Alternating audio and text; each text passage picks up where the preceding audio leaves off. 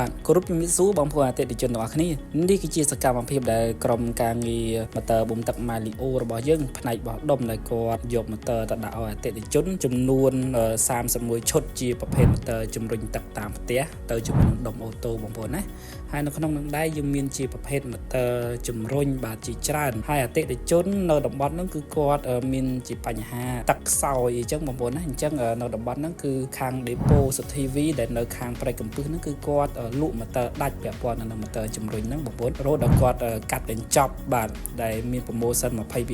ក្នុងទឹកលុយខ្ទង់ $3,000 បងប្អូនណាបាទនៅក្នុងនឹងដែរគឺយើងមានថែមជូនជាឆាតជា live បកព្រមទាំង item មួយចំនួនផ្សេងទៀតនៅក្នុងហ្នឹងបងប្អូនណាហើយសម្រាប់បងប្អូនដែលរកម៉ូទ័រជំរុញទឹកសម្រាប់ប្រើការនៅតាមផ្ទះរបស់បងប្អូននៅតំបន់នោះបងប្អូនអាចទៅរកជាវនៅ Depo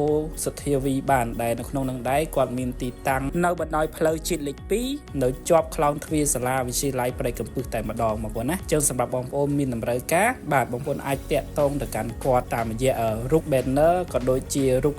Depo របស់គាត់ផ្ទាល់ដែលបងប្អូនបានឃើញនៅក្នុងវីដេអូនេះបងប្អូនណាហើយសម្រាប់បងប្អូនដែលមានតម្រូវការចង់កាត់កញ្ចប់ពិសេសរបស់ម៉ូទ័របូមទឹក Mario យកទៅលក់នៅតាម Depo ឬក៏កន្លែងរបស់បងប្អូនផ្ទាល់បងប្អូនអាចតាក់ទងមកឥឡូវនេះបានព្រោះយើងមានកញ្ចប់ពិសេសសម្រាប់បងប្អូនអាជីវកម្មដែលចង់យកទៅលក់បន្តបងប្អូនណា